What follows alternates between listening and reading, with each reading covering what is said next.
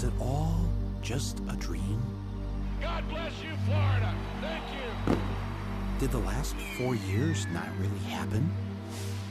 Look, there's Ben Affleck. He's often in my dreams. And the taxi driver guy, he was there too. And little Stevie Wonder, he seemed so happy, like a miracle had taken place. Was it a dream? Or was it real? It was election night 2000, and everything seemed to be going as planned. In New York, Al Gore is our projected winner. The Garden State is green for Gore. We project that Mr. Gore is the winner in Delaware. This state has voted with the winner in Excuse me 1 second. I'm so sorry to interrupt you. Mike, you know I wouldn't do this if it weren't big. Florida goes for Al Gore. CNN announces that we call Florida in the Al Gore column. Then something called the Fox News Channel called the election in favor of the other guy. Not to interrupt you, Fox News now projects George W. Bush the winner in Florida, and thus it appears the winner of the presidency of the United States. All of a sudden, the other network said, hey, if Fox said it, it must be true.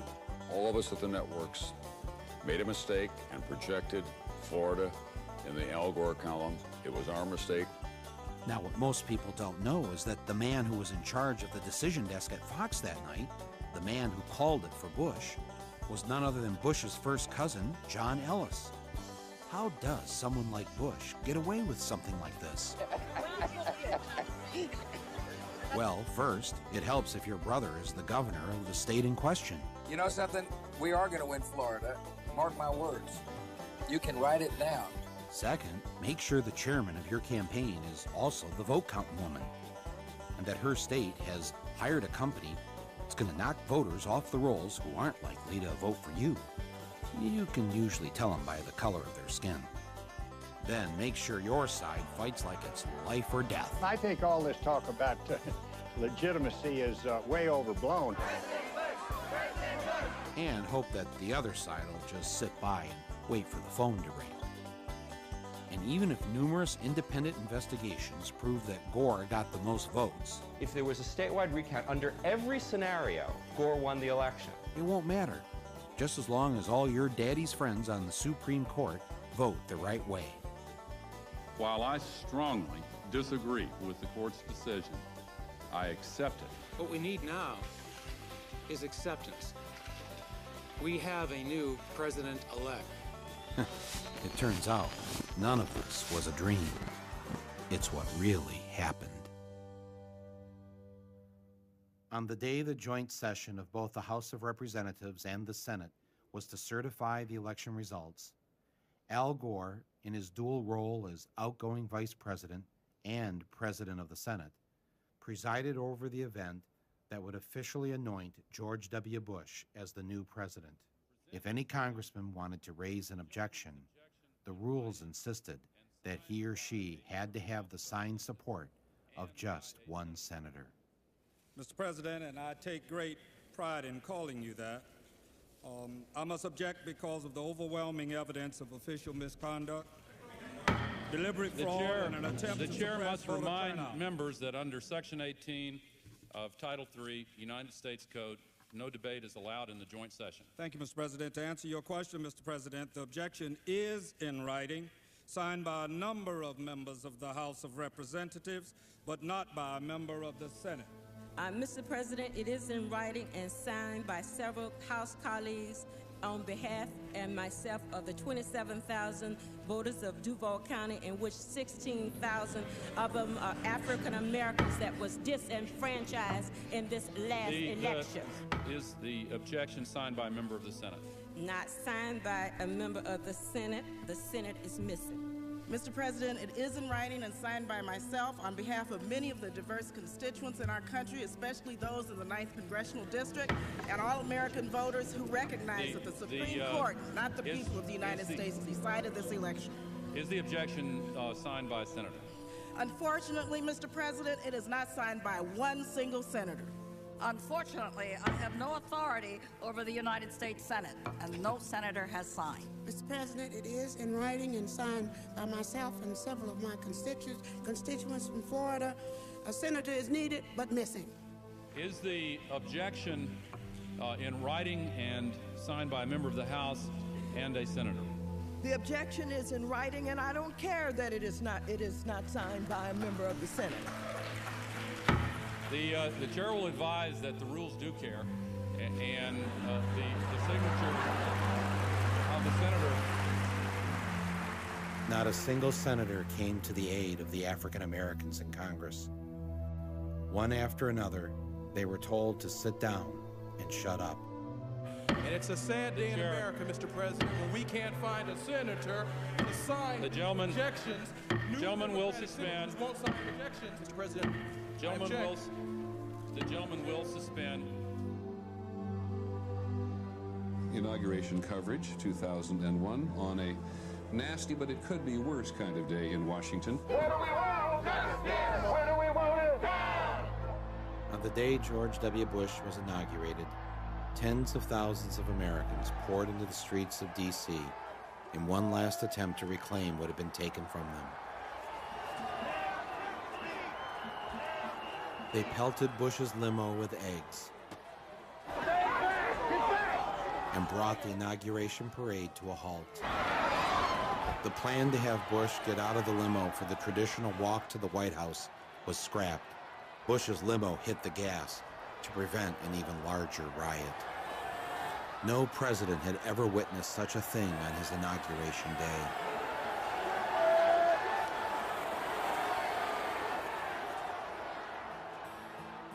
And for the next 8 months, it didn't get any better for George W. Bush. He couldn't get his judges appointed. He had trouble getting his legislation passed, and he lost Republican control of the Senate. His approval ratings in the polls began to sink. He was already beginning to look like a lame duck president. With everything going wrong, he did what any of us would do. He went on vacation.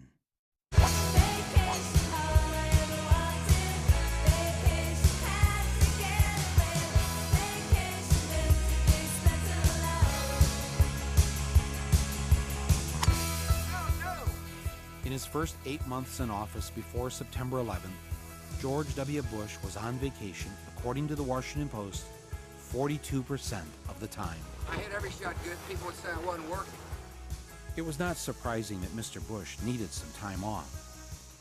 Being president is a lot of work. At these folks that say you're loafing here in Texas, that you're taking too long of a vacation.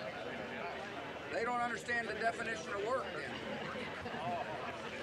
I'm getting a lot done. Secondly, you don't have to be in Washington to work.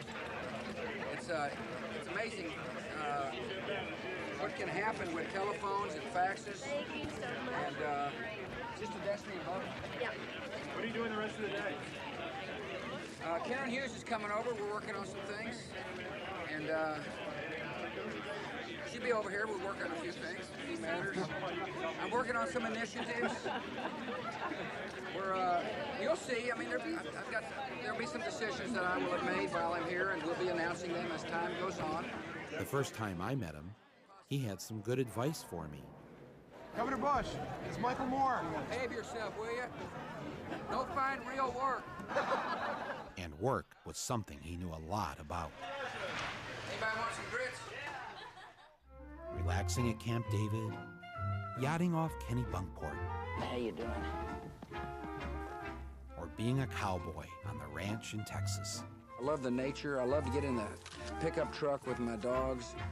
Oh, hi. George Bush spent the rest of August at the ranch, where life was less complicated. Armadillo loved to dig the soil looking for bugs. And so I went out there the other day, and there was Barney buried in his hole, chasing an armadillo. It was a summer to remember. And when it was over, he left Texas for his second favorite place. On September 10th, he joined his brother in Florida, where they looked at files and met important Floridians. He went to sleep that night in a bed made with fine French linens.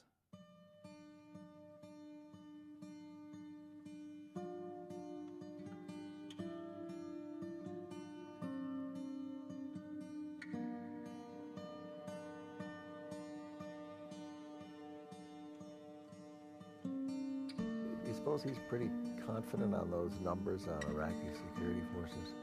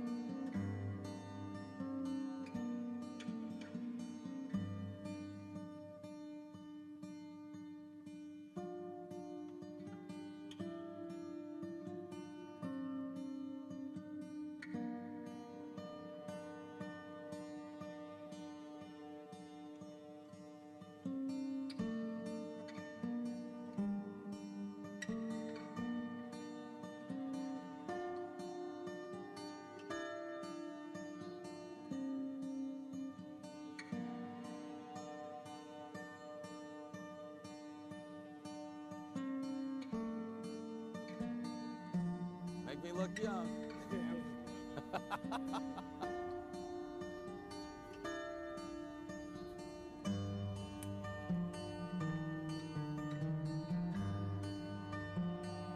Yeah, I got a little sort of air noise.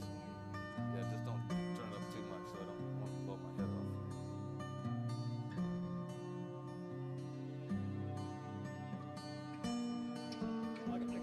I got a mic here if they want to hear. Testing 1 2. This is the Oval Office. Testing 1 2. Testing 1 2. This is the Oval Office. Testing 1 2 3 4 5.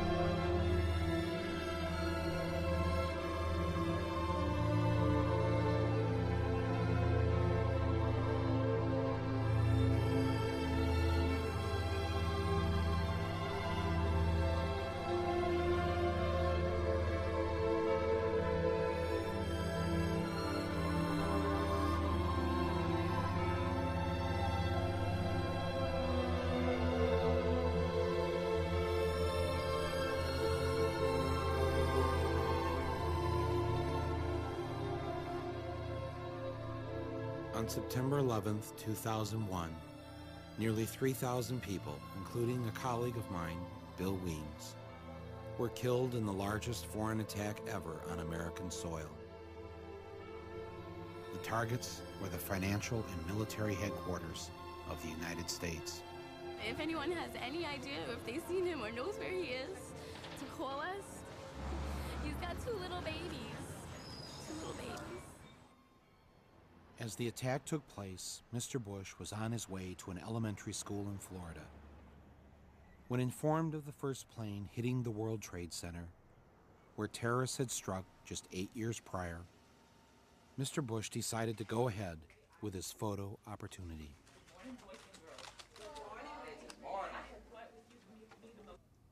Read this word the fast way. Get ready. Mad. Yes, mad. Get ready. Mad. Yeah. Okay, get ready to read the words on this page without making a mistake. When the second plane hit the tower, his chief of staff entered the classroom and told Mr. Bush, the nation is under attack.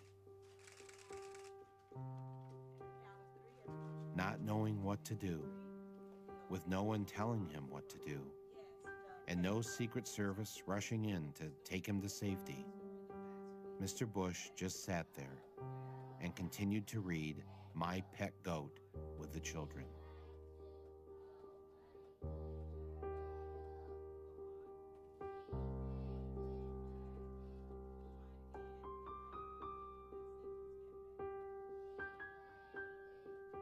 Nearly 7 minutes passed with nobody doing anything.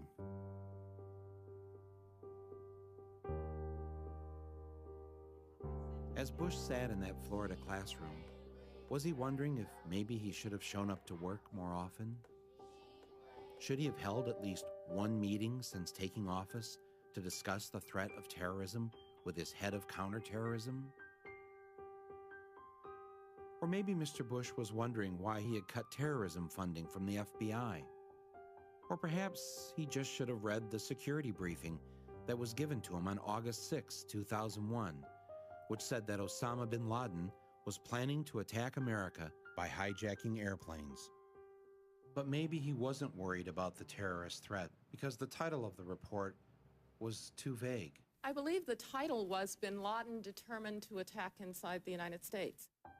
A report like that might make some men jump, but as in days past, George W. just went fishing. As the minutes went by, George Bush continued to sit in the classroom. Was he thinking, I've been hanging out with the wrong crowd? Which one of them screwed me? Was it the guy my daddy's friends delivered a lot of weapons to? Was it that group of religious fundamentalists who visited my state when I was governor?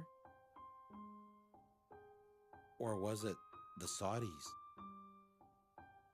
Damn, it was them. I think I better blame it on this guy.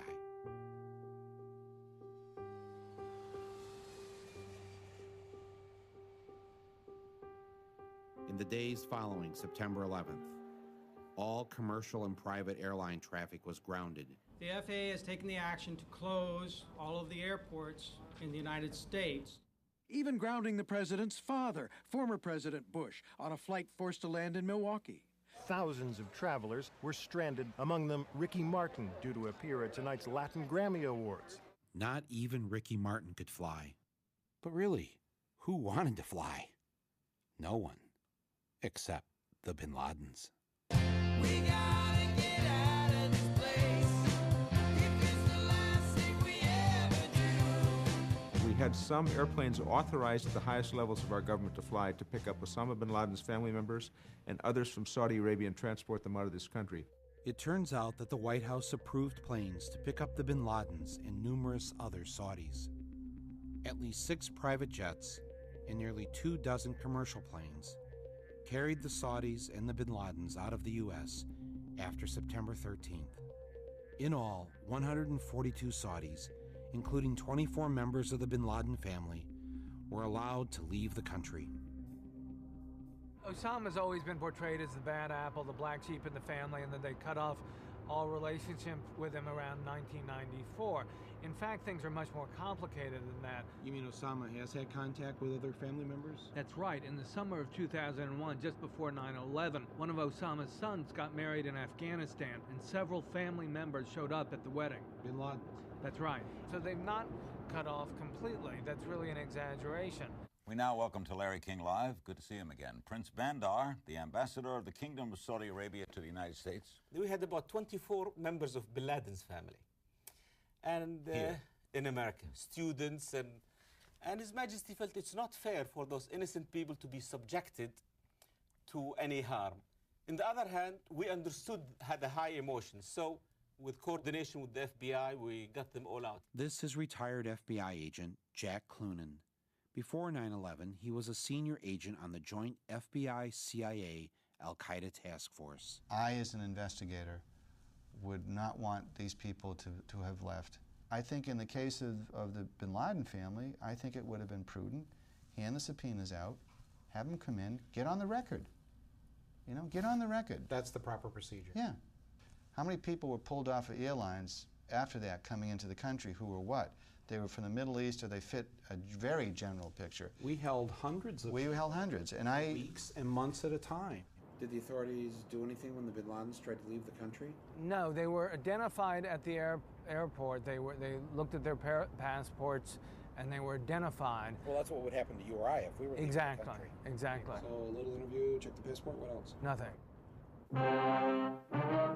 I don't know about you, but usually when the police can't find a murderer, don't they usually want to talk to the family members to find out where they think he might be?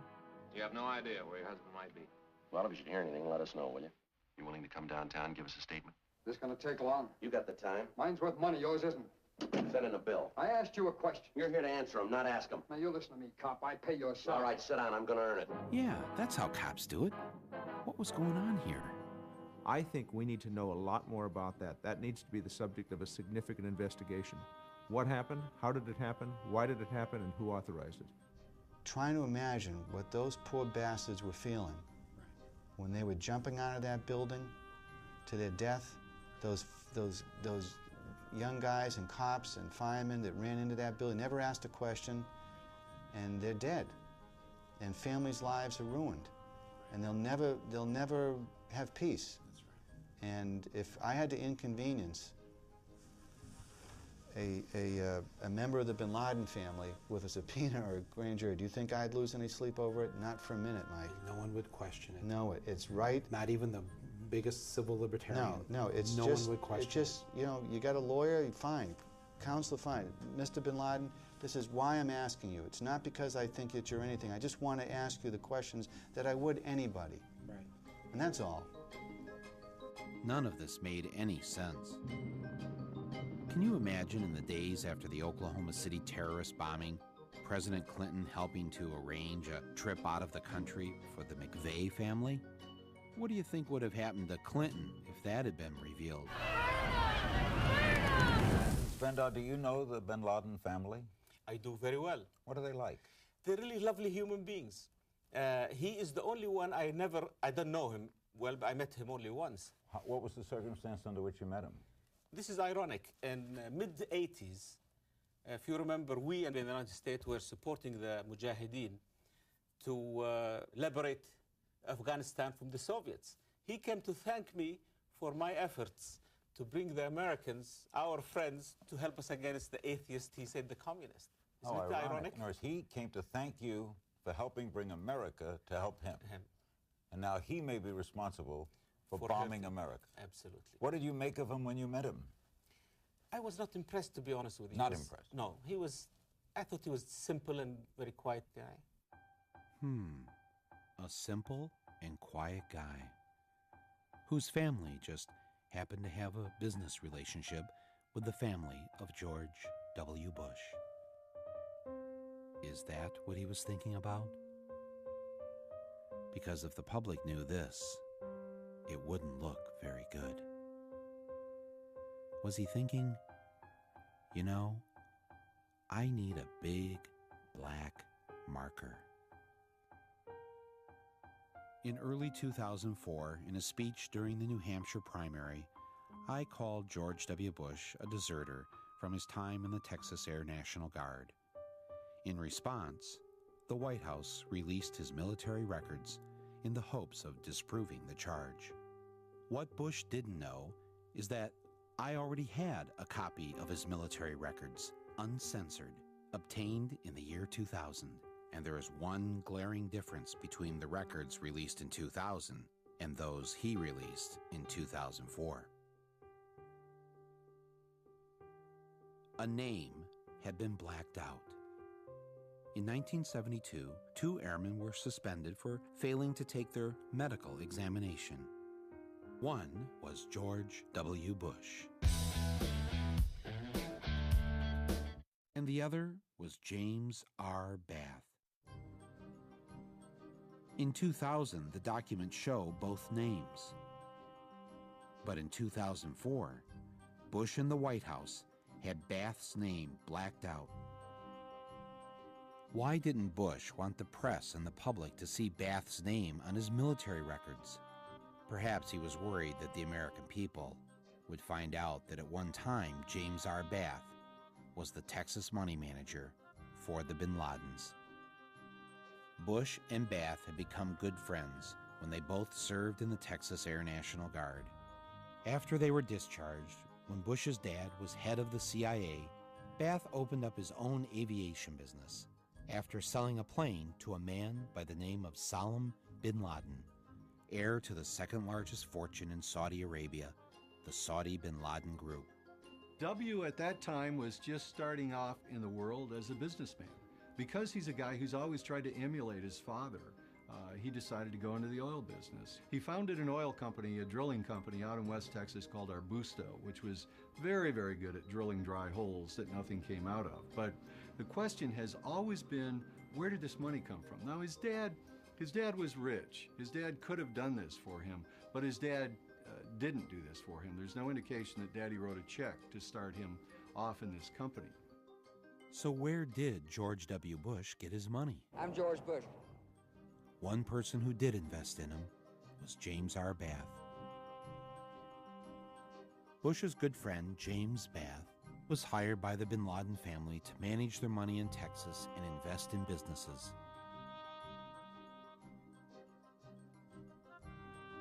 And James Bath himself, in turn, invested in George W. Bush. Bush ran Arbusto into the ground, as he did every other company he was involved in, until finally one of his companies was bought by Harken Energy, and they gave him a seat on their board.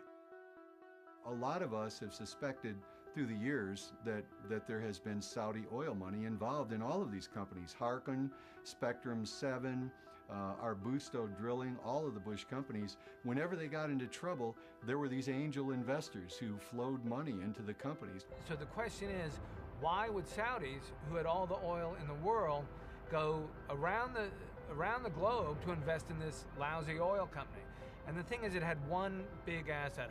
Harken had one thing going for it, which is that George W. Bush was on its board of directors at a time when his father was president of the United States. When you're the president's son and you've got unlimited access combined with some credentials from a prior campaign, in Washington, D.C., people tend to respect that. I mean, access is power.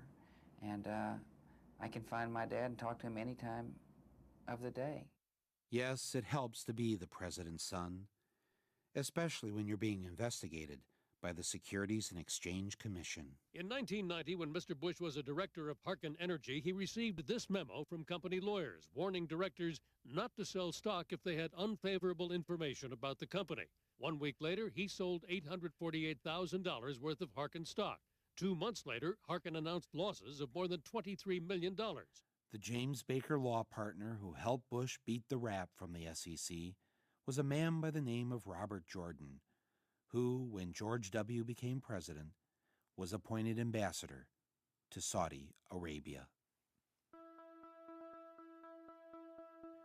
After the Harken debacle, the friends of Bush's dad got him a seat on another board of a company owned by the Carlyle Group. We wanted to look at which companies actually gained from September 11th. Turned up this company, Carlyle Group. The Carlyle Group is a multinational conglomerate that invests in heavily government-regulated industries like telecommunications, healthcare, and particularly defense. Both George W. Bush and George H.W. Bush worked for the Carlyle Group, the same company that counted the bin Laden family among its investors. Carlyle Group was holding its annual investor conference on the morning of September 11th in the Ritz-Carlton Hotel in Washington, D.C. At that meeting were all of the Carlyle regulars. James Baker, likely John Major, definitely George H.W. Bush, though he left the morning of September 11th. Shafiq bin Laden, who is Osama bin Laden's half-brother, and was in town to look after his family's investments in the Carlyle Group. All of them together in one room watching as the planes hit the towers, and that in fact the bin Laden family was invested in one of their defense funds, which ironically meant that as the United States started increasing its defense spending, the bin Laden family stood to gain from those investments through the Carlyle Group. Our Commander-in-Chief, President George W. Bush. With all the weapons companies it owned, the Carlyle Group was, in essence, the 11th largest defense contractor in the United States. Thanks a lot. It owned United Defense, makers of the Bradley Armored Fighting Vehicle. September 11th guaranteed that United Defense was going to have a very good year. Just 6 weeks after 9/11, Carlyle filed to take United Defense public, and in December made a one-day profit of $237 million. But sadly, with so much attention focused on the bin Laden family being important Carlyle investors, the bin Ladens eventually had to withdraw. Bush's dad, though, stayed on as senior advisor to Carlyle's Asia board for another 2 years. As unseemly as it seems to know that George H.W. Bush was meeting with the bin Laden family while Osama was a wanted terrorist well before September 11th. It's very discomforting for Americans to know that. George H.W. Bush is a man who has obviously incredible reach into the White House. He receives daily CIA briefings, which is the right of any ex-president, but very few ex-presidents actually exercise that right. He does. And I think in a very real way, they are benefiting from the confusion that arises when George H.W. Bush visits Saudi Arabia on behalf of Carlyle and meets with the royal family and meets with the bin Laden family.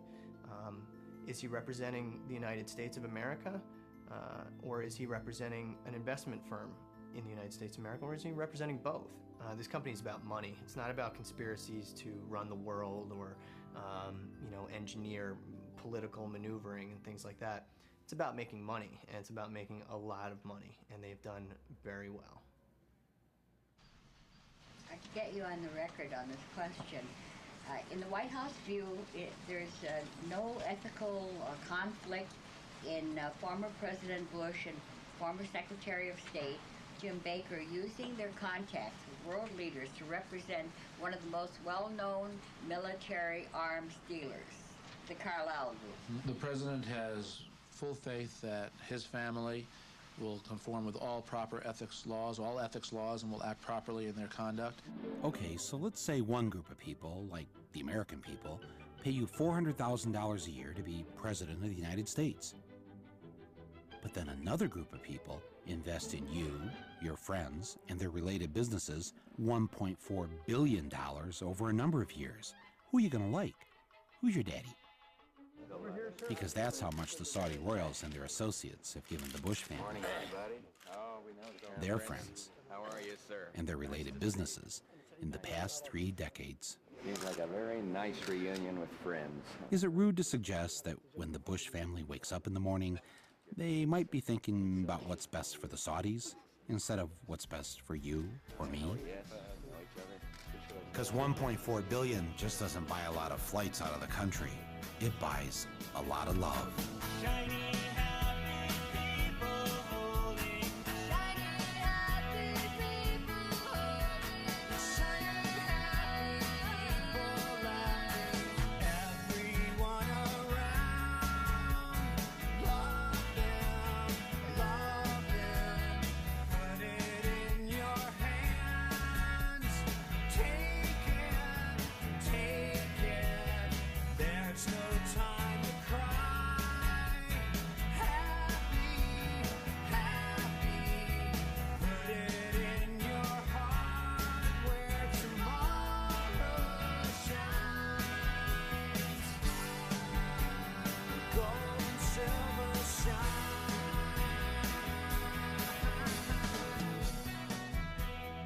Sooner or later, this special relationship with a regime that Amnesty International condemns as a widespread human rights violator would come back to haunt the Bushes.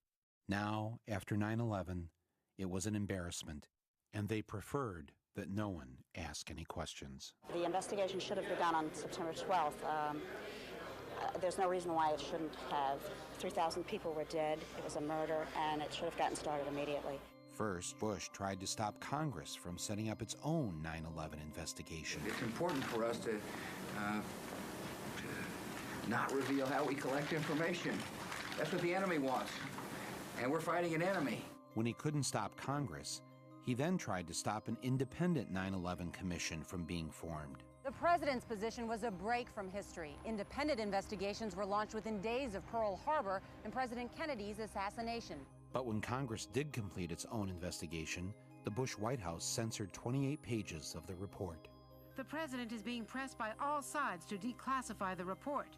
U.S. officials tell NBC News most of the secret sources involve Saudi Arabia. We have given extraordinary cooperation with Chairman Keane and Hamilton. We haven't gotten the materials we needed, and we certainly haven't gotten them in a timely fashion. The deadlines we set have passed. Will you testify before the commission? This commission? You know, I don't testify. I mean, I'd be glad to visit with them. What it will do is hold this in my heart and has been in my heart since September 11th. I lost my husband, 15 years. I'm now by myself. I need to know what happened to him. I know what I got back from got the autopsy. That man was my life, and I have no plan. I was taking a class, and they asked me what was I going to do in the next 5 years. And if I'm not doing something with this, I don't know what reason I have to live. So it's very important. Very important. Okay. Ignored by the Bush administration, more than 500 relatives of 9/11 victims filed suit against Saudi royals and others. The lawyers the Saudi defense minister hired to fight the 9/11 families? The law firm of Bush family confidant, James A. Baker. So we're right here in the center of three important American landmarks, the Watergate Hotel and office building, the Kennedy Center over there, and the Embassy of Saudi Arabia. Yeah. How much money do the Saudis have invested in America, roughly? I've heard figures as high as $860 billion. 860 billion. Billion. That's a lot of money. A lot, yeah. And what percentage of our economy does that represent? I mean, it seems like a lot. Well, in terms of investments on Wall Street, in American equities, it's roughly 6 or 7% of America. They own a fairly good slice of America. Wow. And most of that money goes into the great blue chip companies. Citigroup, Citibank is the largest stockholder, is a Saudi. AOL Time Warner has big Saudi investors. So I read where like the Saudis have $1 trillion in our banks of their money. What would happen if like one day we just pulled that $1 trillion out? $1 trillion, that would be an enormous blow to the economy. Right. Mr. Moore, can I speak to you for a moment, please, sir? Yeah, sure. How are you doing? Yeah, good. How you doing? Steve Kimball, Secret Service. How are you doing, How you doing, sir? Yes. We're just ascertaining information regarding. Are you doing a documentary regarding the Saudi Arabia embassy or chancery? No, I am doing a documentary. Okay. And part of it is about Saudi Arabia. Even though we were nowhere near the White House, for some reason the Secret Service had shown up to ask us what we were doing standing across the street from the Saudi embassy. Here to cause any trouble or anything, and is that? No, that's fine. We just wanted to make sure. We just wanted to get some information as far as actually what's going on. Yeah. I didn't realize the Secret Service guards foreign embassies. Not usually, no, sir. No. Do they give you any trouble, Saudis? No comment on that, regarding that, sir. Oh, okay. Well, I'll take that as a yes. All right, good. Thank you very much. Thanks for the work you do. It turns out that Saudi Prince Bandar is perhaps the best protected ambassador in the U.S. The U.S. State Department provides him with a 6-man security detail. Considering how he and his family and the Saudi elite own 7% of America, it's probably not a bad idea. Prince Bandar was so close to the Bushes they considered him a member of the family, and they even had a nickname for him, Bandar Bush. 2 nights after September 11th, George Bush invited Bandar Bush over to the White House for a private dinner and a talk.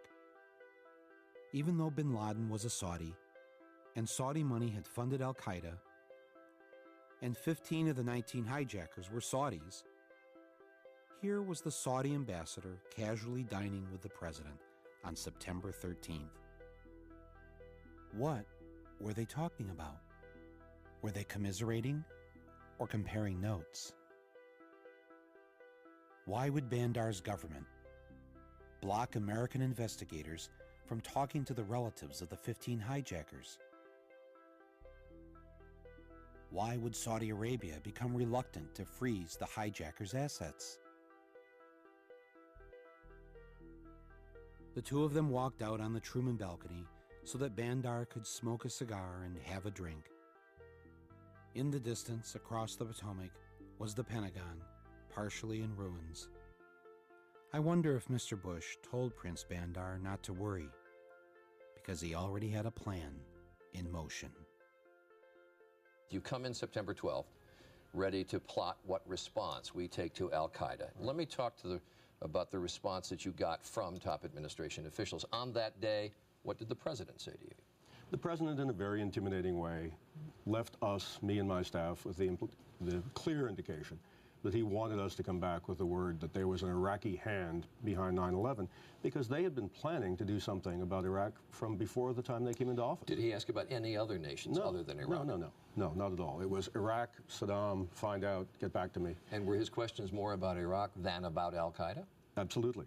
Absolutely. He didn't ask me about al-Qaeda. And the reaction you got that day from the defense secretary, Donald Rumsfeld, from his assistant, Paul Wolfowitz? Well, Donald Rumsfeld said, when we talked about bombing the al-Qaeda infrastructure in Afghanistan, he said there were no good targets in Afghanistan.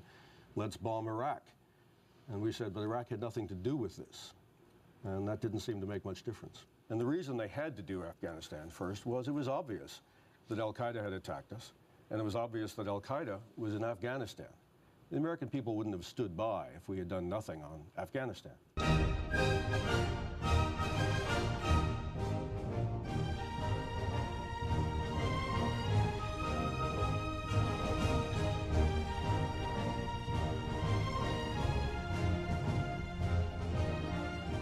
The United States began bombing Afghanistan just 4 weeks after 9/11.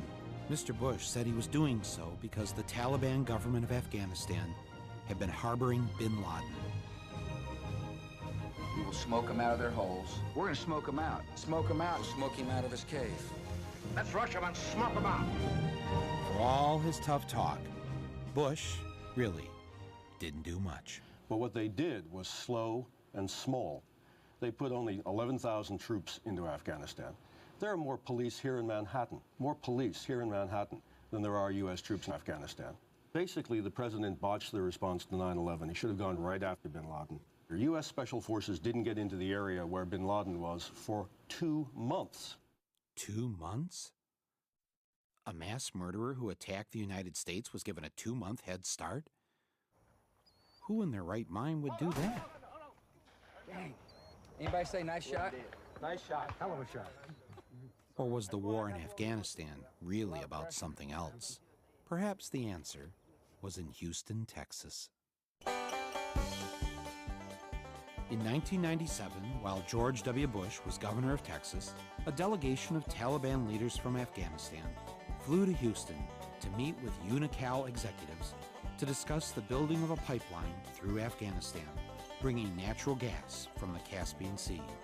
And who got a Caspian Sea drilling contract the same day UNICAL signed the pipeline deal? A company headed by a man named Dick Cheney, Halliburton. From the point of view of the U.S. government, this was kind of a magic pipeline because it could serve so many purposes. And who else stood to benefit from the pipeline? Bush's #1 campaign contributor, Kenneth Lay, and the good people of Enron. Only the British press covered this trip. Then, in 2001, just 5.5 months before 9/11, the Bush administration welcomed a special Taliban envoy to tour the United States to help improve the image of the Taliban government. You have imprisoned the women. It's a horror, let me tell you. And I'm really sorry to your husband. He might have a very difficult time with you. Here is the Taliban official visiting our State Department to meet with U.S. officials. Why on earth would the Bush administration allow a Taliban leader to visit the United States, knowing that the Taliban were harboring the man who bombed the USS Cole and our African embassies? Well, I guess 9/11 put a stop to that. When the invasion of Afghanistan was complete, we installed its new president, Hamid Karzai. Who was Hamid Karzai? He was a former advisor to UNICAL. Bush also appointed as our envoy to Afghanistan, Zalmay Khalilzad, who was also a former UNICAL advisor. I guess you can probably see where this is leading. Faster than you can say black gold Texas tea, Afghanistan signed an agreement with their neighboring countries to build a pipeline through Afghanistan carrying natural gas from the Caspian Sea. Oh, and the Taliban? Well, they mostly got away. As did Osama bin Laden and most of Al-Qaeda. Terror is bigger than one person. And he's a person who's now been marginalized. So I don't know where he is. Nor do, I just don't spend that much time on him, Kelly, to be honest with you. Didn't spend much time on him? What kind of president was he? I'm a war president. I make decisions here in the Oval Office in foreign policy matters with war on my mind. With the war in Afghanistan over and bin Laden forgotten, the war president had a new target. The American people. We've got an unusual terror warning from the feds to tell you about. Fox News has obtained an FBI bulletin that warns terrorists could use pen guns, just like in James Bond, filled with poison as weapons. Good evening, everyone. America is on high alert tonight, just 4 days before Christmas. A possible terror threat as bad as or worse than 9/11. But where? How? There's nothing specific to report. Be on the lookout for model airplanes packed with explosives. And the FBI is warning ferries may be considered particularly at risk for hijacking. Could these cattle be a target for terrorists? Fear works. Fear does work, yes. You can make people do anything if they're afraid. And how do you make them afraid? Well, you make them afraid by creating an aura of endless threat. They played us like an organ. They raised the orange, and then up to red, and then they dropped it back to orange. I mean, they gave these mixed messages which were crazy-making. The world has changed after September the 11th. It's changed because we're no longer safe. Fly and enjoy America's great destination spots. We've entered what may very well prove to be the most dangerous security environment the world's known. Take your families and enjoy life. Terrorists are doing everything they can to gain even deadlier means of striking us. Get down to Disney World in Florida. It's like training a dog. You tell them sit down and you tell them to roll over at the same time. Dog doesn't know what to do. Well, the American people were being treated like that. It was really very, very skillfully and ugly in what they did. We must stop the terror. I call upon all nations to do everything they can to stop these terrorist killers. Thank you. Now watch this drive. All right. They will continue, in my view, as long as this administration is in charge, of every once in a while stimulating everybody to be afraid. Just in case you forgot. It's not going to go down to green or blue. It's never going to get there. There clearly is no way that anyone can live constantly on edge like that. The harsh reality facing American families today is that they're not as safe as they used to be. Drug dealers and users looking for their next fix, gangs who roam the streets in search of their next victim, and the growing threat of terrorists means the need for protection is ever greater. And now, that protection is here. Zytec Engineering, LLC, has developed and tested a safe route, finally affordable to the average American citizen. The kind of protection formerly obtainable only by the wealthy or powerful. Heck, you can be sitting in here drinking your finest Bordeaux and enjoying life while chaos is erupting outside. Every family in America should prepare itself for a terrorist attack. Now to escaping from a skyscraper. John Rivers is the CEO of the Executive Chute Corporation. Good morning to you, John. Good morning, Matt. Tell me about the product you're bringing to the market. It's a emergency escape chute. It's an option of last resort. How high do you have to be in the building for that chute to actually take effect? You only have to be on the 10th floor or above. They can put this on themselves? Right. They can put this on themselves in as easy as about 30 seconds. It's real easy to put on. I'm sorry. It's okay. Real easy to put on, but when you first get this chute, you're going to want to put it on and try it on a few times yourself. Jamie's having a little trouble putting that thing on, I want to mention. I mean, is this something that you honestly think in a moment of panic that someone can operate properly? Oh, yeah. Yeah, it is. This is actually, Jamie's probably never put this thing on before in her life, so it's okay. Don't worry about it. It's something that when you get it, you're going to want to put it on several times. Well, despite the raising of the terror alert level, residents here in Saginaw are continuing with their Christmas errands. Frances Stroik and her family do some last-minute holiday shopping, knowing that Al-Qaeda is planning to attack America. She says being in Saginaw doesn't make her feel any safer than if she was in New York City. Midland is close by, and I said, Detroit's not that far away. I said, they could be something, and Flint, this could be something, concerns for people around here. Well, you never know where they're going to hit. You never know where they're going to hit. But one potential target specifically mentioned by the terrorist has security officials baffled. It's tiny Tappahannock, Virginia, population 2016. Such an attack could generate widespread fear that even here in rural small-town America, no one is entirely safe. On the 6 o'clock news, there was something but a terrorist alert in Tappahannock. What'd the FBI tell you? Well, they contacted me by phone. Basically let me know about this word Tappahannock, and that's how it started. And their so-called chatter that they pick up, they wasn't sure Tappahannock. It is a Rappahannock County. This is the Rappahannock River. There is a Rappahannock, a place called Rappahannock, and they got it mixed up. This Tappahannock, not Rappahannock. Is there any terrorist target around here? Not that we can really think of. It can happen anywhere. We have a Walmart here. We have a big spaghetti supper in here. Walmart, probably. Do you feel extra suspicious of outsiders? Oh, everybody does that. It's just something that happens. When I look at certain people, I wonder, oh my goodness, do you think they could be a terrorist? You never know what's gonna happen. That's right, you never know what's gonna happen. You never know what's gonna happen. It's gonna happen right now, you know. Never trust nobody you don't know. And even if you do know them, you really can't trust them then. From Tappahannock to Rappahannock to every town and village in America, the people were afraid. And they turned to their leader to protect them. But protect them from what? Let the eagle soar like she's never soared before, from rocky coast to golden shore. Let the mighty eagle soar. Meet John Ashcroft. In 2000, he was running for re-election as senator from Missouri against a man who died the month before the election. The voters preferred the dead guy, so George W. Bush made him his attorney general.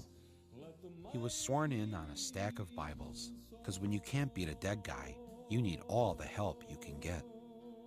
During the summer before 9/11, Ashcroft told acting FBI Director Thomas Pickard that he didn't want to hear anything more about terrorist threats. Mr. Watson had come to you and said that the CIA was very concerned that there would be an attack.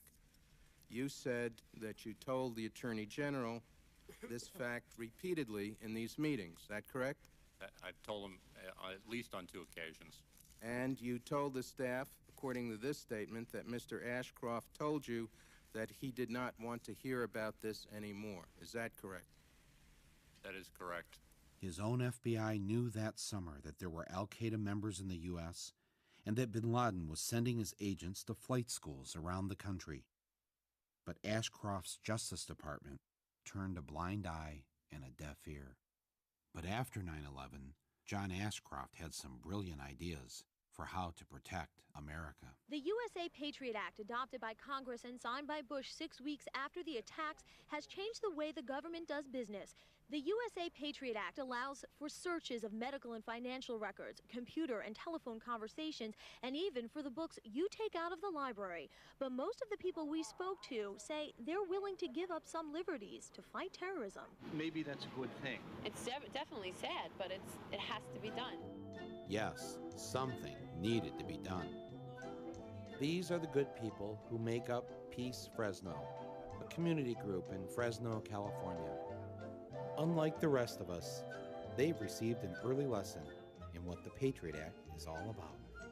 Each week, they meet to discuss matters of peace. They sit around, they share stories, they eat cookies. Some have more than one. This is Aaron Stokes, a member of Peace Fresno. The other members liked him. He had come to the meetings. He went with us. We go out on Friday nights and stand on a very busy corner in Fresno. And he had gone with us. He had handed out flyers. He went with us in June to a WTO protest. Then one day, Aaron didn't show up to the meeting. My friend Dan and I were reading the Sunday newspaper. And when I picked up the paper, in the local section, Aaron's picture caught my eye. The article said that a sheriff's deputy had been killed, and I saw it had a name that wasn't the right name, and it said that he was a member of the sheriff's anti-terrorism unit. That's right. The photo of the man in the newspaper was not the Aaron Stokes they had come to know. He was actually Deputy Aaron Kilner, and he had infiltrated their group. Sheriff Pierce made it very clear that, yes, in fact, Aaron Kilner was assigned to infiltrate Peace Fresno, that he was able to infiltrate organizations that are open to the public. You could understand why the police needed to spy on a group like Peace Fresno. Just look at them. A gathering of terrorists if I ever saw one. This is Barry Reingold, a retired phone worker from Oakland, California. Barry likes to work out in the gym. Somewhere between his cardio and his strength training, Barry got political. We're up in the gym, and it was after we were working out, and a number of us were talking about 9/11 and Afghanistan and bin Laden, and someone said, bin Laden's a real asshole for murdering those people. And I said, yeah, that's true, but he'll never be as big an asshole as Bush, who bombs all over the world for oil profits. Barry didn't have to worry about the police spying on him. His fellow weightlifters were more than willing to turn him in. I was taking a nap, and I guess it was 1:30, 2 o'clock in the afternoon, and they came to my place, and I said, well, who's there? And I said, the FBI. I said, the FBI? I mean, why are they here? Yes, the FBI had come to see Barry, and they weren't there to jazzercise. The FBI said, have you been talking to people about 9/11 and about bin Laden and oil profits and Afghanistan? I said, a lot of people are talking about these things. I feel my rights have been, trampled on. I mean, if you have something to say to me in the gym, well then, fine. Don't tell the FBI and they come to my apartment while I'm taking a nap. There's nothing to be ashamed of here. There's full transparency. There's nothing about the Patriot Act that I'm ashamed of in any way, shape, or form. I have a 1-800 number. Call me. I'm the guy you call if there's a violation or an abuse. If you've got a poster child on this, I want to see it. That's what I do. I'm hired by the people of the United States to provide oversight. I provide oversight. Trent Lott said the day the bill was introduced, maybe now we can do things we've wanted to do for the last 10 years. No, I've always, a dictatorship would be a heck of a lot easier. There's no question about it. I mean, they had all this on the shelf somewhere, ideas of things they would like to do. And they got 9/11 and they said, it's our chance, go for it. There was an immediate assumption on the part of the administration that there had to be a surrender of certain of our rights. There's several definitions in the bill that are quite troubling. First of all, the definition of terrorist, and it's so expansive that it could include people who... Like me. No one read it. That's the whole point. They wait till the middle of the night, they drop it in the middle of the night, it's printed in the middle of the night, and the next morning when we come in, it passes. How could Congress pass this Patriot Act without even reading it? Sit down, my son. We don't read most of the bills. Do you really know what that would entail if we were to read every bill that we passed? Well, the good thing, it would slow down the legislative process. I couldn't believe that virtually no member of Congress had read the Patriot Act before voting on it. So I decided the only patriotic thing to do was for me to read it to them. Members of Congress, this is Michael Moore. I would like to read to you the USA Patriot Act. Section 1, Section 210 of this code reads as follows. Section 2703. My job is to secure the homeland, and that's exactly what we're going to do. But I'm here to take somebody's order. That would be you, Stretch. What would you like? Right behind you. I'm going to order some ribs. We all know you can't secure the homeland on an empty stomach. And in order to remain secure, everyone needs to sacrifice. Especially little Patrick Hambleton. I'm sure each of us has our own personal airport security horror story. But here's my favorite. The terrorist threat that was posed by his mommy's breast milk. I thought, well, if I just put a little bit on my lips, then that would be sufficient, because obviously I'm tasting it. And she looked at me, and I felt like she was telling me, you need to chug that. She goes, no, you need to drink more.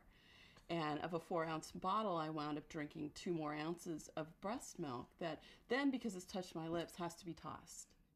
While Homeland Security was making sure breast milk was kept off our planes, they were also doing everything possible to ensure no one could light a firebomb on board. I can bring that on the plane? Actually, you can, yes, you're fine. Oops, 1 too many books of matches. You can have 4 books of matches and 2 lighters. When we already have the experience of Richard Reed, the shoe bomber, who would have blown up an airplane with his shoe bomb had he had a butane lighter, according to the FBI, why would the Transportation Security Agency say it's okay to take 4 books of matches and 2 butane lighters in your pockets as you board an airplane? I'm guessing that somebody put pressure on them to say, you know, when an airplane lands, people want to light up pretty quickly, so don't take their lighters away. Okay, let me see if I got this straight. Old guys in the gym, bad. Peace groups in Fresno, bad. Breast milk, really bad. But matches and lighters on the plane, hey, no problem. Was this really about our safety? Or was something else going on? This is where the Pacific Ocean meets the shores of Oregon. Over 100 miles of beautiful, open coastline on our border. And, thanks to the budget cutbacks, the total number of state police protecting it? 1. Part-time. Meet Trooper Brooks. I maybe get a chance to hit this stretch of highway once, maybe twice a week during my shifts.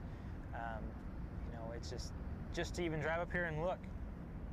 You know, I mean, as far as I know, somebody could, there's lots of things they could do. I don't even want us to expect, because it just makes me ill inside.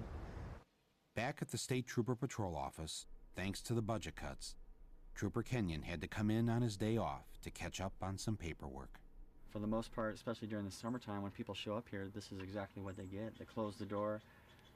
They can read the sign about the office closure, and it just basically explains that, you know, due to our cutbacks, our office is not open for administrative business. And there's a little sign down at the bottom that explains when the office is closed, that they can use the phone booth to get in touch with our dispatch. Ironically enough, that phone is a piece of junk. It doesn't work very well, so half the time they pick up the phone and dispatch gets a bunch of static and they don't hear anything. For Tuesday, there'll be no troop on patrol. Wednesday, there'll be no troop on patrol. Thursday, there'll be no troop on patrol. You get calls all the time. People will call in a suspicious vehicle or somebody looking suspicious, you know, and I don't hardly ever respond to that anymore. I just don't have the time to do it. One night I asked, how many people do we have in the state of Oregon on duty tonight? And we had 8 troopers on for the entire state of Oregon working. I think, you know, Oregon is a prime example that Homeland Security is not as secure as what I think people would like to believe. Nobody sent me any manual that says, here's how you catch a terrorist, you know, and if I had that manual, I'd read it, but I don't, so, yeah. Of course, the Bush administration didn't hand out a manual on how to deal with the terrorist threat because the terrorist threat wasn't what this was all about. They just wanted us to be fearful enough so that we get behind what their real plan was.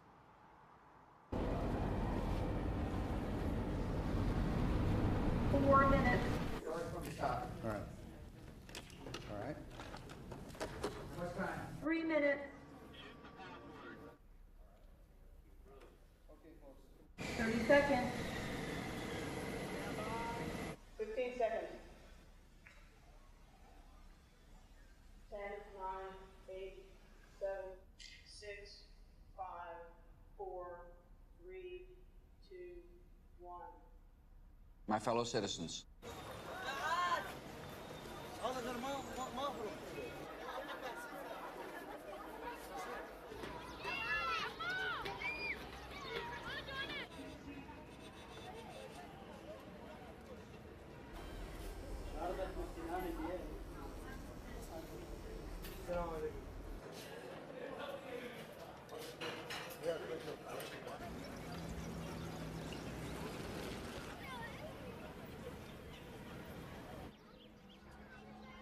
at this hour, American and coalition forces are in the early stages of military operations to disarm Iraq, to free its people, and to defend the world from grave danger.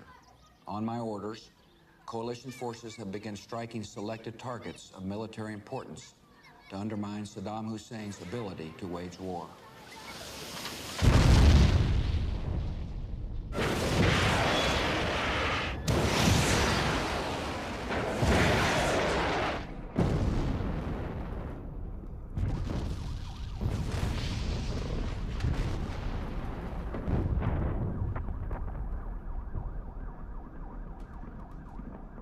On March 19, 2003, George W. Bush and the United States military invaded the sovereign nation of Iraq, a nation that had never attacked the United States, a nation that had never threatened to attack the United States, a nation that had never murdered a single American citizen.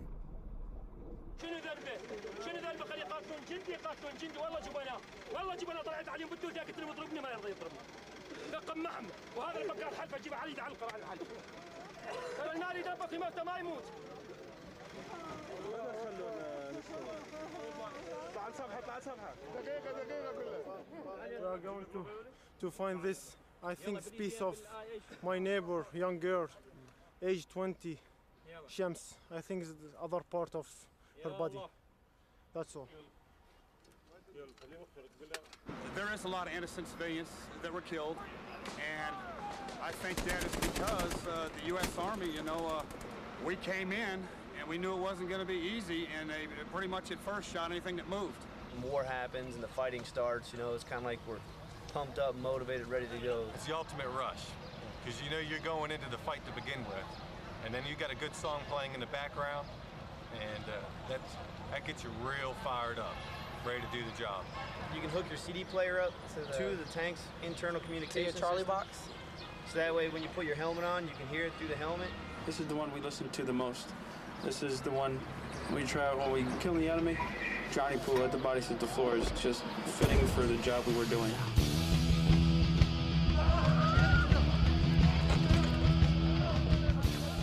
We think the roof was on fire because basically it symbolized Baghdad being on fire, and at the time we wanted it to burn to get Saddam and his regime out. The roof is on fire. We don't need no water, let the motherfucker burn.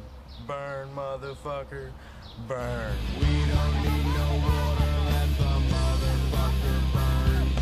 Burn, motherfucker, burn. This is a whole totally different picture here, being pushed into the city, urban warfare in a tank, you know. Civilians. The civilians, it gets. You don't know who's friendly, because we're not. who's the enemy. This was a lot more real and true than just a video game. A lot of people thought it was just me. Oh yeah, look through the sight and shoot.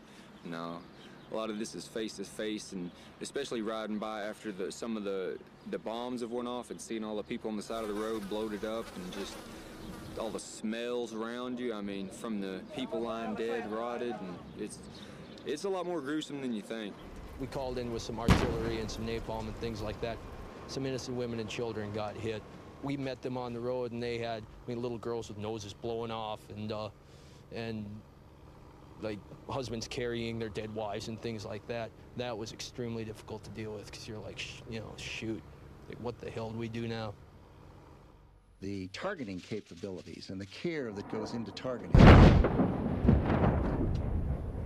is as impressive as anything anyone could see. Got it. Good. Second one. Hit the other one. The care that goes into it, the humanity that goes into it.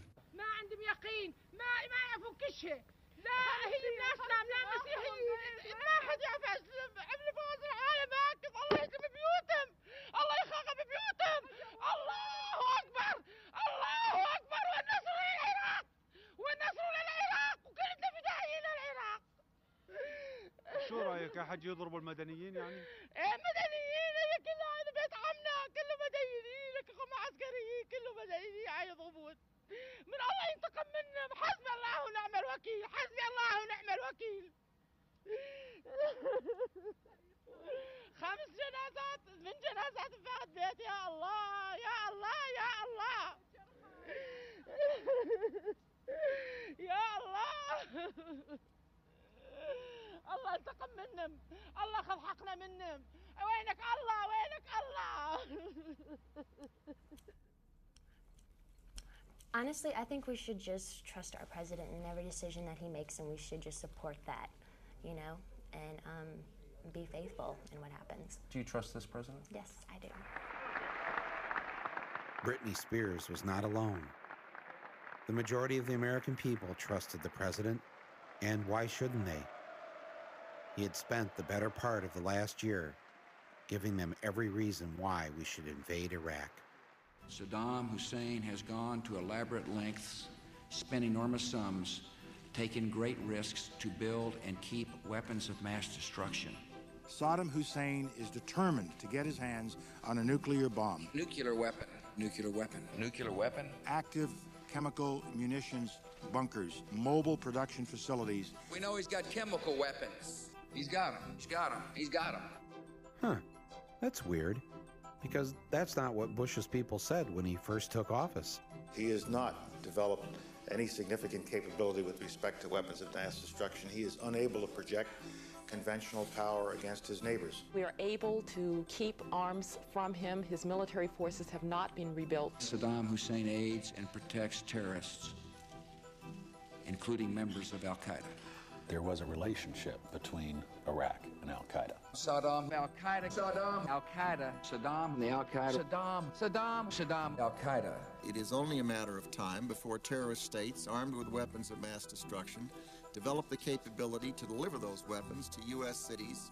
What we're giving you are facts and conclusions based on solid intelligence. The man who hates America. This is a man who cannot stand what we stand for. His willingness to terrorize himself. He hates the fact, like Al-Qaeda does, that we love freedom. After all, this is the guy that tried to kill my dad at one time. They simply got people to believe that there was a real threat out there when in fact there wasn't one. You get told things every day that don't happen. It doesn't seem to bother people.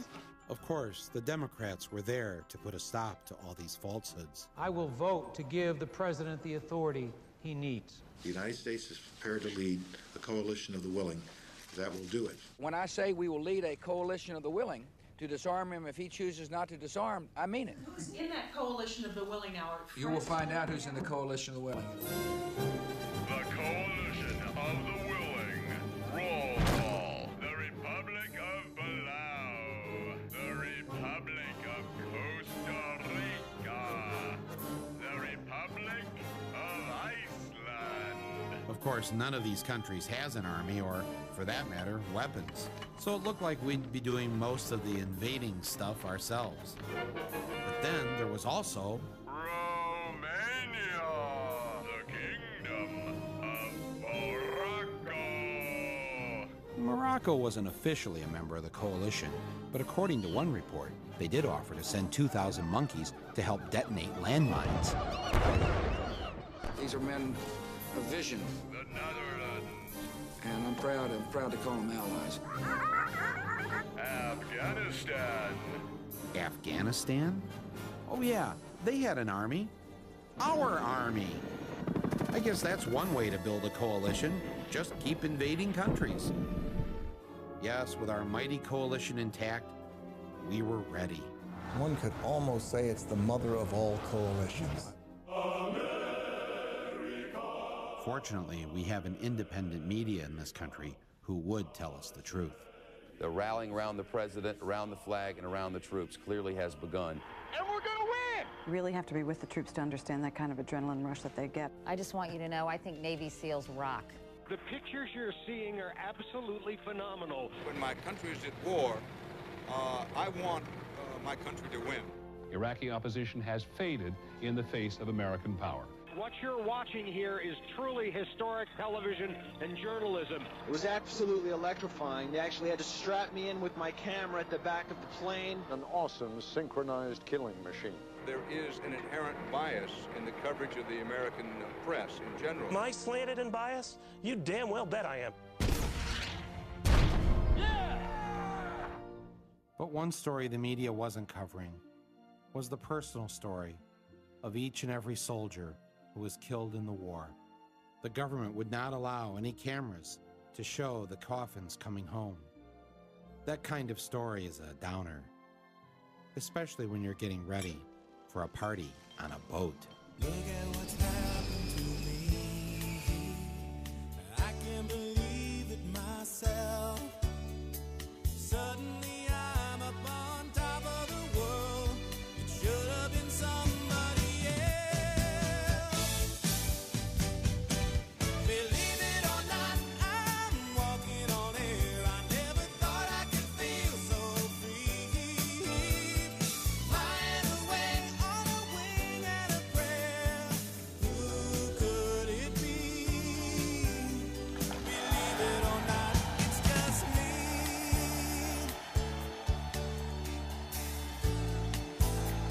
My fellow Americans, major combat operations in Iraq have ended. In the Battle of Iraq, the United States and our allies have prevailed.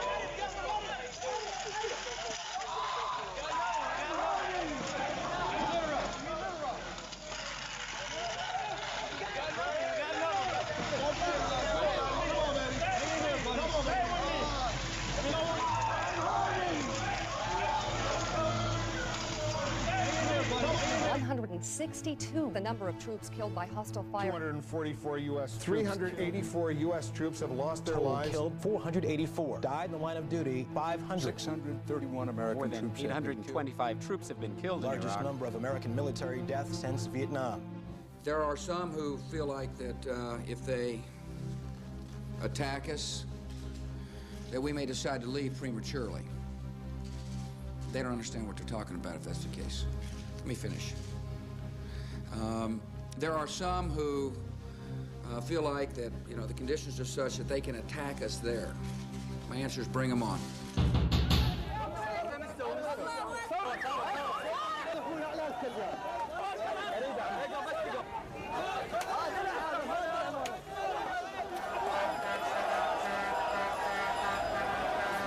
United States was planning on just walking through here like it was going to be easy and all, but it's not that easy to conquer a country, is it?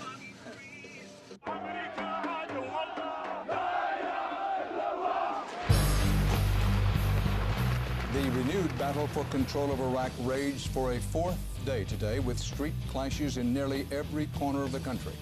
Iraq could become, quote, another Vietnam. Officials say they see evidence that Sunni and Shiite extremists might be joining forces. They're not happy they're occupied. I wouldn't be happy if I were occupied either. Everybody, here we go. Come on, party people. Throw your hands in the air. Come on, party people. Two Japanese aid workers and a journalist kidnapped by men calling themselves the Mujahideen Squadrons. They threaten to burn the hostages alive if Japan does not withdraw its troops from Iraq within 3 days. What's happened? They attacked our convoy. Come on. Hamill. Thomas. The Pentagon might keep up to 24,000 troops in combat beyond their tour. I know our numbers in the military have gone down. You know, they talk about retention. You know, never really expected to be deployed this long. I don't think anybody did. I don't have any clue as to why we're still in Iraq. If Donald Rumsfeld was here, I'd ask him for his resignation. With the war not going as planned, and the military in need of many more troops, where would they find the new recruits? Military experts say 3 times the 120,000 U.S. troops now deployed would be needed to pacify and rebuild the country. They would find them all across America, in the places that had been destroyed by the economy, places where one of the only jobs available was to join the Army, places like my hometown of Flint, Michigan. And I was watching TV one day, and they showed like some of the buildings and areas that had been hit by bombs and things like that. And while watching, I got to thinking, like, it's parts of Flint that look like that. Exactly. And we ain't been in a war. Look at the neighborhood I live in. Most of them are abandoned. I mean, you know, that's not right. You want to talk about terrorism? Come right here. President Bush, right here. Come right here. He knows about this corner. I emailed him. At the end of January of '04, the unemployment rate in Flint was actually 17%, but you have to take into consideration as well that when your unemployment runs out, you're no longer counted. I would say that we're probably close to at least 50% not working or underemployed, because being underemployed is just as dangerous. So my family has gone through the welfare system. When it was Job Central in the mid-'80s, I came through the Job Training Partnership program here at Job Central, and I went to a secretary school. Years later, I'm the executive assistant to the president of the agency. Interesting. My mother used to tell me all the time that, why do you always go for the underdog? It was because the underdog is who needed me. People that don't have anything, that's who I have to fight for, and that's who I have fought for my entire life. I started taking my children and telling my children, the military is a good option. I can't afford to have you go to college. I cannot pay your way. Financial aid will not help you. So I, as a mother, started teaching my children about the options that the military could do. They would take them around the world. They would see all the things that I, as a mother, could not let them see. It would pay for their education that I, as their mother, and their father could not pay for them. Military is a good option for kids in Flint. Military is an excellent option for the people in the city of Flint. How many of you have a friend or a family member in the service? Anybody currently serving overseas? A brother of mine, my cousin. Yeah, cousin. Where's your brother? Iraq. Germany. My cousin got shipped off to Iraq like 3 days ago. Yeah. There's like a Army or Navy recruiter or Marines recruiter up there almost every week. He's in the lunchroom recruiting students from out the lunchroom. There are people with a calling. Most serve 1 weekend a month and 2 weeks a year. Earning money for college. Protecting their community. In the Army National Guard, you can.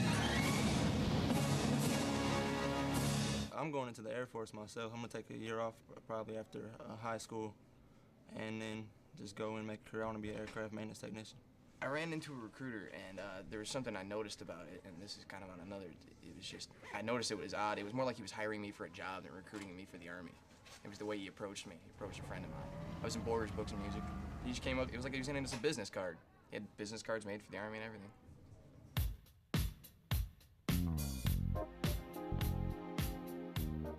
Meet Marine Staff Sergeant Dale Cortman and Sergeant Raymond Flower. They are two of the many recruiters assigned to Flint, Michigan. They're very busy these days. Look at, he's running away already. Seen this coming. Yeah.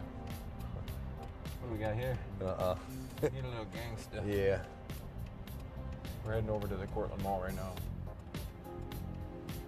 They decided not to go to the wealthier Genesee Valley Mall in the suburbs. They have a hard time recruiting young people there. Instead, they went to the other mall. Let's go in through Mervin's. In through Mervin's? And then we can walk straight down, straight back, and then go down to the lunchroom or whatever. Yep. Gents, you know we're looking at you, right? You guys ever think about joining up? Thought about going to college and playing basketball. Okay. You any good? Yeah. Oh yeah, especially basketball. Good. You can play ball for the Marine Corps as well. You know, travel around the world, getting on the Marine Corps basketball team. David Robinson was in the military as well. So yeah, you can definitely hook it up. So right now, there's somebody out there who wants to be a Marine but has no idea how to do it. Where you work at?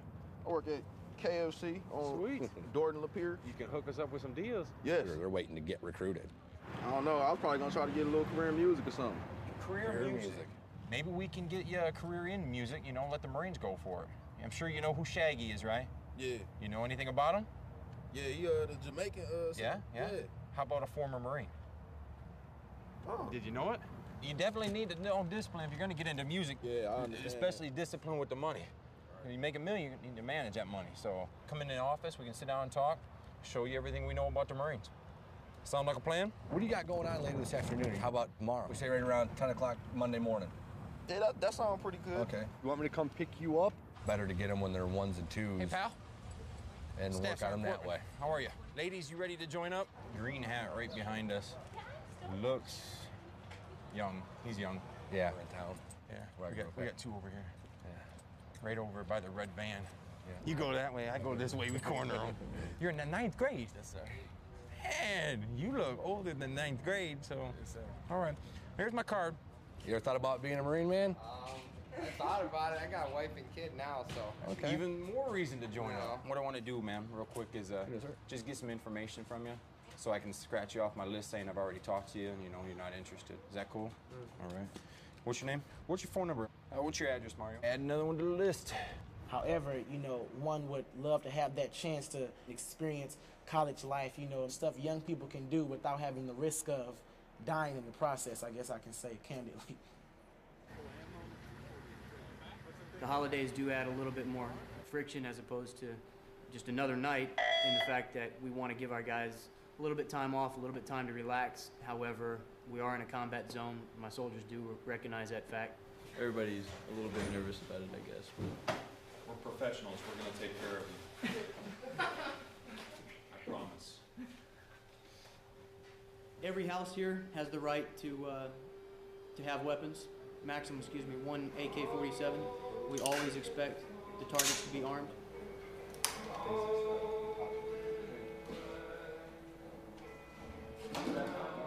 Rock and roll. Fucking bolt cutters, these goddamn things, try doors open. Pop this in there. You better watch out. You better not cry. You better not pout. I'm telling you why. Why? Santa Claus is coming to town. Gather round. He's making a list, checking it twice. He's gonna find out who's naughty and nice. Santa Claus is coming to town. He sees you when you're sleeping. He knows when you're away. He knows if you've been bad or good. So be good for goodness sake. You better watch out. Hey, Adele, just hold up. لا تبكي انصحي النية لا تبكي Where's she going? I'll go with her. Where's she going? She's gonna call him.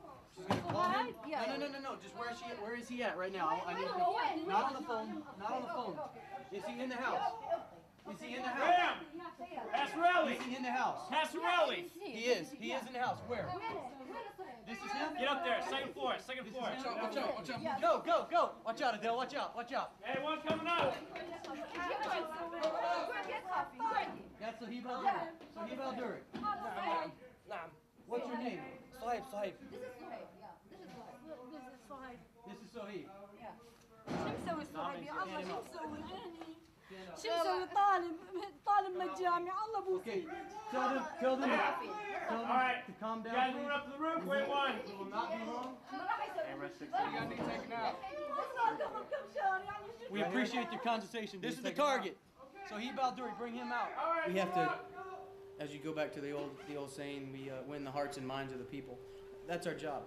We have to bring the ideal of democracy and freedom to the country and show them that the American people are not here to rule Iraq. لا تخافي ما راح يضربك شو تسوي بس قولي لي الله يخليك ما يضربوا النسوان ولا يأذون يعني ليش بتكون عينك تعالي الله يعطيك العافية بس تسكتي حجية ايش يحتاج I start doing evidence turn-in. That process takes about 3 hours, so that's going to be it for the night, and that concludes Christmas Eve. Checking it twice. He's gonna find out who's naughty. Merry Christmas, BRT. Merry Christmas. Santa came to Iraq just for you guys. Trying to keep the skies clear for you, Santa. You consider yourself a proud American? Absolutely. I'm extremely proud American. I think I'm probably more proud than the average Joe. When I put my flag out, I can't allow it to touch the ground. Because I know the lives that were lost and the blood that was shed so that I could be here and have a flag. All right, how often do you put the flag out? Every single day. Every single day. I started when my daughter was in Desert Storm. I had the same flag flying on my front porch and the same yellow ribbons, praying and hoping every single day that my child would come home safe and that everybody's child would come home safe. And she did. And she did. You have other family members that have been in the military? Absolutely. Uncles, aunts, cousins, brothers, father. So very strong military. Very strong. Family. My family is what I consider part of the backbone of America. It's families like mine, and it's not just my family. There's hundreds of families, millions of families out here that this country was founded on their backs. I have been known to be a conservative Democrat. Mm-hmm. Yeah. That's yeah. what you consider yourself, yeah. Yeah. Yeah, it's a great country. It's a great country. It's a great country. The cross that I choose to wear, if you notice, it's a multicolored cross. That's because I believe that all God's people come in many colors. And my family itself is multicultural. You have a daughter who went into the military. Then your firstborn son in the military. That's that's quite a gift to the country. Exactly right. From your family. Exactly right. So having a son in the Army, pretty proud thing. Oh, you know what? He made it. What was your reaction to protesters during, the Gulf War or Vietnam? I always hated the protesters. I always hated the protesters. It was just a slap in my face. It was just like they were dishonoring my son. And I burned in my soul to tell them, you don't understand. They're not there because they want to be there. But then I came to understand that they weren't protesting the men and the women that were there. They were protesting the concept of the war. I know I'm a soldier and I'm here to do a job, and I've been a soldier for a while. Once you have to go and do your job and you see the things that you see, I was saying there's some disillusionment in that. Battalion Commander fully expects us to be attacked in some type of way before we get to Fark Shell.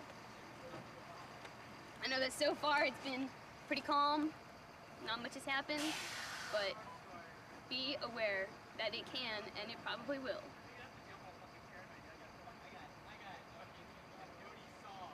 They're beginning to organize themselves just in neighborhoods. The kids get together a lot. Well, I can't say kids, but guys about 17, 18 starting to come together, and they hate us, just why I'm not really sure. Immoral behavior breeds immoral behavior. When a president commits the immoral act of sending otherwise good kids to war based on a lie, this is what you get. Hey, is he ticklish? Don't tell me you don't know what it is. That motherfucker still has a heart on. Some motherfucker. Why are you touching somebody else? He touched his dick.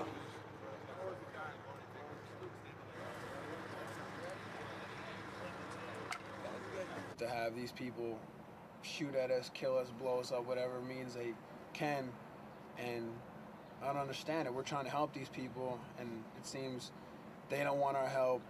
Get out of here. But the minute something goes wrong with them, oh, why weren't you here? Why didn't you do this? You know, I hate this country. You know, I feel that a part of your soul is destroyed and taking another life. And yeah, that statement is very true. You cannot kill someone without killing a part of yourself. If you get called up, will you go back to Iraq? No. You know? No. What repercussions do you face if you don't? Possible jail time. That's one possible thing. Are you willing to risk that? Yes. Yes, I will not let my person, I will not let anyone send me back over there to kill other poor people, especially when they pose no threat to me and my country.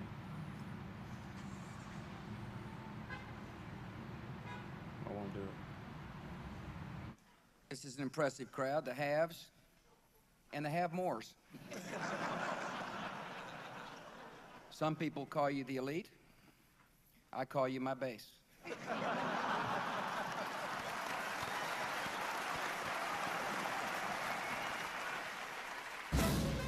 While Bush was busy taking care of his base and professing his love for our troops, he proposed cutting combat soldiers' pay by 33% and assistance to their families by 60%.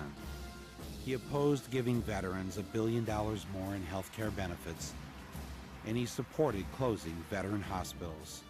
He tried to double the prescription drug costs for veterans and opposed full benefits for part-time reservists. And when Staff Sergeant Brett Petrikin from Flint was killed in Iraq on May 26th, the Army sent his last paycheck to his family, but they docked him for the last 5 days of the month that he didn't work because he was dead. They say they're not going to leave any veteran behind, but they're leaving all kinds of veterans behind. To say that we're forgotten, no, but I know we're not forgotten, but missed, yes. Yes, you know, there's a lot of soldiers that have been missed. You know, they've been skipped over, that didn't get the proper coverage that they deserve. They have a death toll, but they're not showing the amount of people that's being injured or being amputated because of the injuries, you know. Like, I still feel like I have hands. Yeah. And the pain is like my hands are being crushed in a vice. But they do a lot to help it, and they take a lot of the edge off of it, and it makes it a lot more tolerable. And I was injured in late April on patrol in Baghdad. A couple of guys come out and ambushed us. I got nerve damage and stuff like that. I've got a lot of pain. I'm constantly in pain. Take a lot of morphine to help with that and stuff. Doing, you know, just readjusting, getting life back on track. You know what I'm saying? Yeah, I'm not going to do what it is that I did before. I was a Republican for quite a few years, and for some reason they conduct business in a very dishonest way. I'm going to be incredibly active in the Democratic Party down where I live once I get out.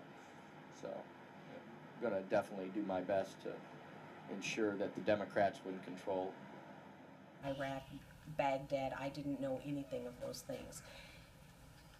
And we were in the hallway, in the upstairs of our house, and he was crying, and he said that he was really scared, and he didn't want to have to go to Iraq. So we were able to have a whole conversation about sometimes some fear is healthy, because it keeps our senses about us. And that's when he told me that he had not told anybody else, but he knew he was going to Baghdad. We were, as everybody, we were glued to the TV. Just glued, completely glued to the television in hopes of seeing a glimpse of him. Can't you please go over to where the helicopters are? Can't you please let us see him?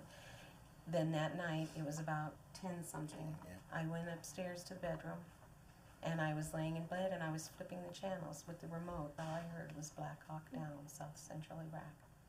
What I can tell you at this hour is that last night the Army did indeed lose a Black Hawk helicopter. We are being told by officers on the ground that there were 6 occupants inside the Black Hawk. So the next morning, I got up and I said, you push those thoughts out of your mind. Okay, Jesus, I need you to come in. I need you, Jesus. You got to help me through this. The Army called me, and I remember getting on the phone and him asking me, was I Lila Lipscomb? And I said, yes. And he said, mother of Sergeant Michael Pedersen. And I remember dropping the telephone. And all I can honestly say that I remember is, ma'am, the United States Army, the Secretary of Defense, regretfully informs you. That's all I know. The grief grabbed me so hard that I literally fell on the floor. And I was alone. I didn't have anybody to pick me up. So I literally crawled over to my desk and was hanging on. And I remember screaming, why does it have to be Michael? Why did you have to take my son? Why is it my son that you had to take? He didn't do anything. He wasn't a bad guy. He was a good guy. Why did you have to take my son? I can't imagine what it would be like to lose a son or a daughter or a husband or a wife, for that matter, and it pains me. You had his last letter? Mm-hmm. And it was mailed March 16th, but I didn't get it until probably a week before he was killed. Hello. Hey, Mama. Well, sorry I haven't been able to call. They took the phone 7 days ago. I got the letter and box. That is so cool. Your first grandson came the same day your oldest son did. How is everyone? I'm doing fine. We are just out here in the sand in windstorms, waiting. What in the world is wrong with George? Trying to be like his dad, Bush. He got us out here for nothing whatsoever. I am so furious right now, Mama. I really hope they do not re-elect that fool, honestly. I am in good spirits and I am doing okay. I really miss you guys. Thanks for the Bible and books and candy. I really look forward to letters from you guys. Well, I'll tell all the family hello and that I am doing fine. We don't expect anything to happen anytime soon. I cannot wait to get home and get back to my life. Tell Sputnik congrats, and I'll see my first nephew soon. As soon as I get back to the States. Hope you guys are doing okay, and keep sending the mail. It makes getting through the days easier. Well, I am on my way to bed, so I will write you guys soon. I love and miss all of you guys.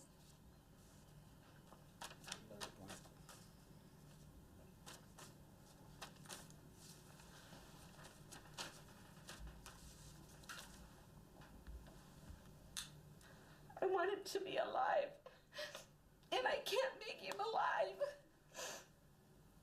But your flesh just aches.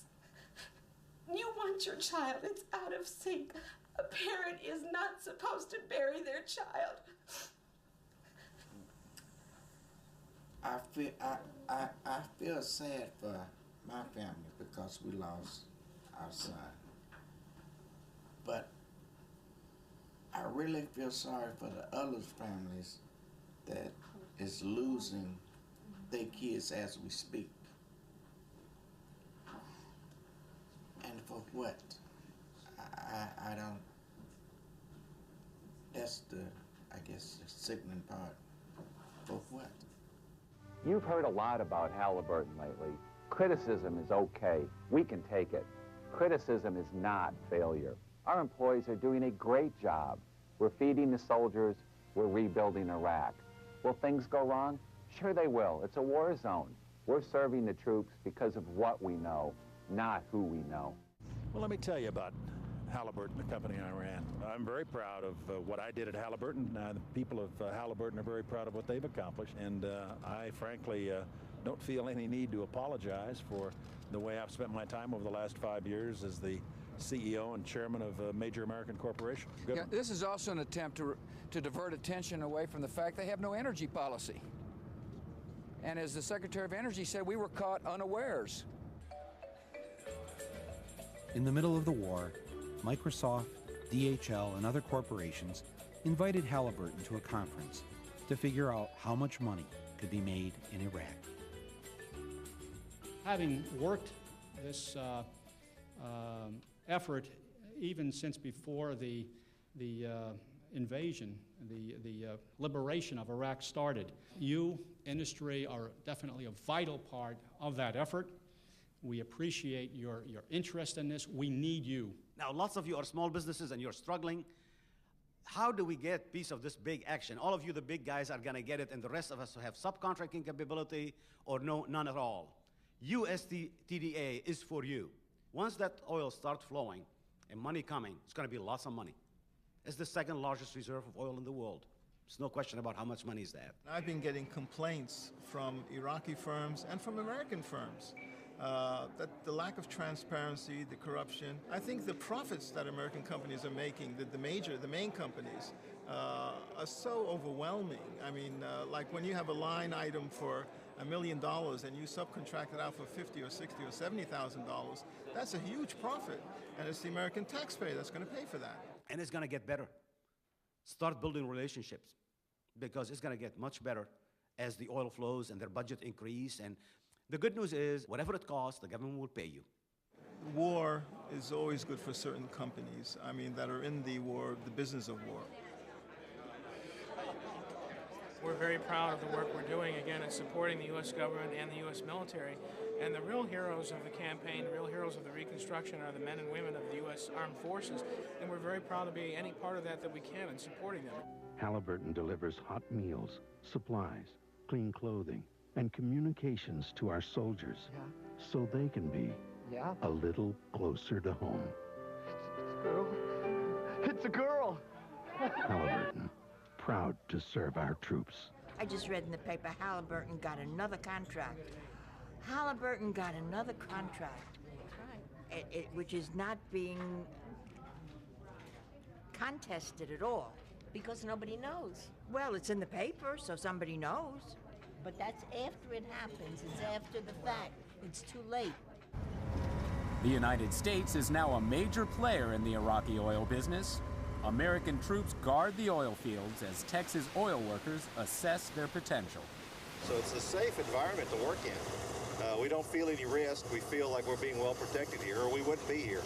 It's no secret. I mean, I make anywhere, I don't know, between $2,000 and $3,000 a month. A Halliburton employee out here driving a bus can make all between $8,000 and $10,000 a month. Explain that one to me. For 40 hours a week, driving the same 2.5-mile route. Go figure. Where's the justification in that? There's no other single area of the world today with the opportunity for business, new business, similar to the opportunity that's available today in Iraq. The president went in and did what he did, and we're all supporting him and our troops, and we want to make sure that, you know, the efforts and the lost lives, and it wasn't for no reason. If it wasn't for the oil, nobody would be there. Nobody would worry about it. Unfortunately, at least for the near term, we think it's going to be a good situation or a dangerous situation. Good for business, bad for the people. Today on the news, Rumsfeld was saying, and Wolfowitz was saying, Oh, the Iraqi people are much, much better off. Isn't it better that we got rid of Saddam and now the Iraqi people can do what they want to do and really be free? Will they ever be free? No, they'll not be free. And where are the weapons of mass destruction? We were duped. We were really duped. And these poor people, the young men and women who are being killed there, it's unnecessary. That's it. No more. Disgrace. They died in a just cause for defending freedom, and they will not have died in vain.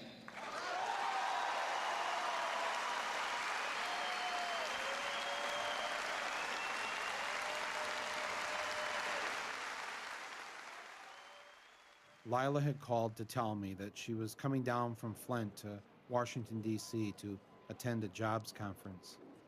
On her break, she said she was going to go and pay a visit to the White House.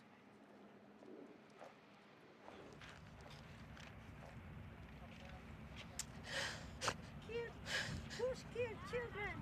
Iraqi children. My son killed. Kill my people in Spain. Yes. These false lies kill people, your children too. Yes, my son. They have no business to do in Iraq now. And they're killing all these young Americans. Yes. For what? For oil. Bush is a terrorist. No, he isn't. This yes, is all he staged. is. He's a Bush of This is Iraq. all staged. He's the My Bush son. of Iraq. Where was he You killed? tell me, my son. Where was It's he not killed? a stage. Where was he killed? He was my killed in people Karbala. Spain by lying.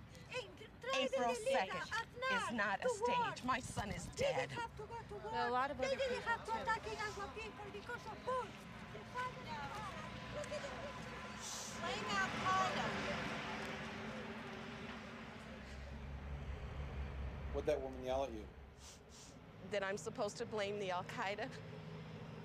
The Al-Qaeda didn't make a decision to send my son to Iraq. Ignorance that we deal with everyday people, because they don't know.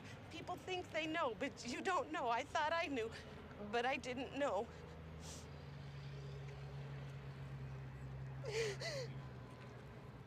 I need my son.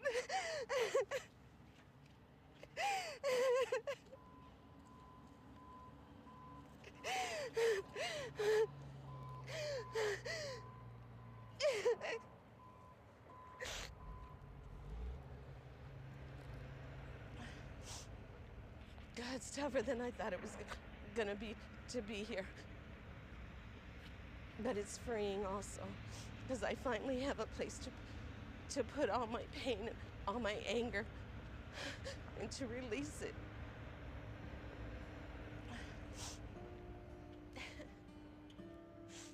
I guess I was tired of seeing people like Lila Lipscomb suffer, especially when, out of the 535 members of Congress, only one had an enlisted son in Iraq.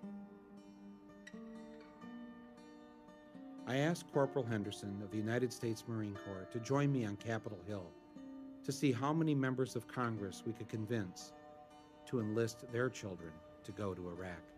Congressman, I'm Michael Moore.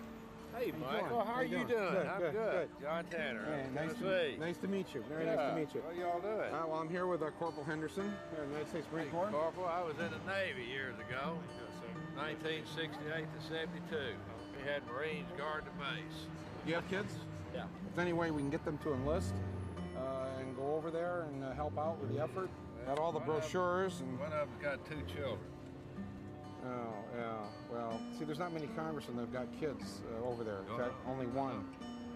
You know, so we just thought maybe, you know, you guys should send your kids there first. That's right. What do you think about that idea? I don't disagree with it. Oh, you don't? No. All right. Oh, good. Well, here, take some brochures then. Here, at least take a Marine brochure. I think, yeah. And pass it around. Yeah. Well, encourage fellow members that, you know, if they're for the war, to get behind it, you know, and send their own. Thank you, man. Thank you, sir. Thank you very much. Congressman? Michael Moore. How are you doing? Good, good. Trying to get members of Congress to get their kids to enlist in the Army and go over to Iraq. Congressman? Congressman? Congressman Castle. Congressman Castle. Congressman. Congressman. Congressman Doolittle. Michael Moore. I'm wondering if, is there any way to Of course, not a single member of Congress wanted to sacrifice their child for the war in Iraq. And who could blame them? Who would want to give up their child? Would you? Would he? I've always been amazed that the very people forced to live in the worst parts of town, go to the worst schools, and who have it the hardest, are always the first to step up to defend that very system. They serve so that we don't have to. They offer to give up their lives so that we can be free. It is, remarkably, their gift to us. And all they ask for in return is that we never send them into harm's way unless it's absolutely necessary.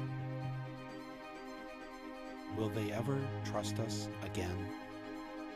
He had used weapons. We know where they are. They're in the area around Tikrit and Baghdad and east, west, south, and north. There is a tie between Iraq and what happened on 9/11. The struggle can only end with their complete and permanent destruction. We wage a war to save civilization itself. We did not seek it, but we will fight it, and we will prevail. George Orwell once wrote that it's not a matter of whether the war is not real or if it is. Victory is not possible. The war is not meant to be won.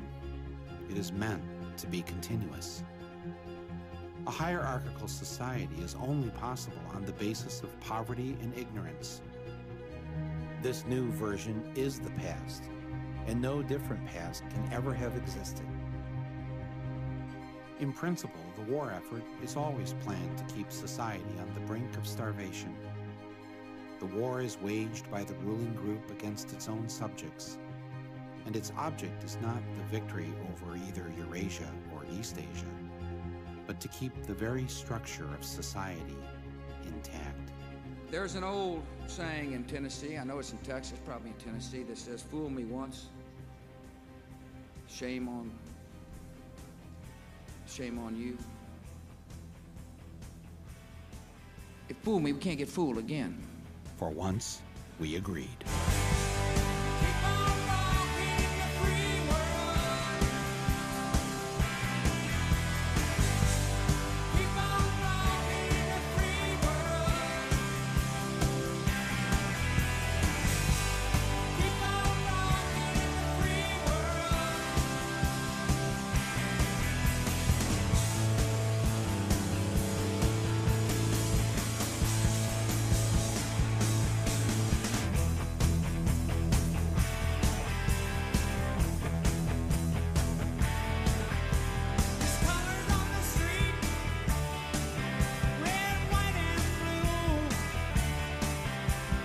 Shuffle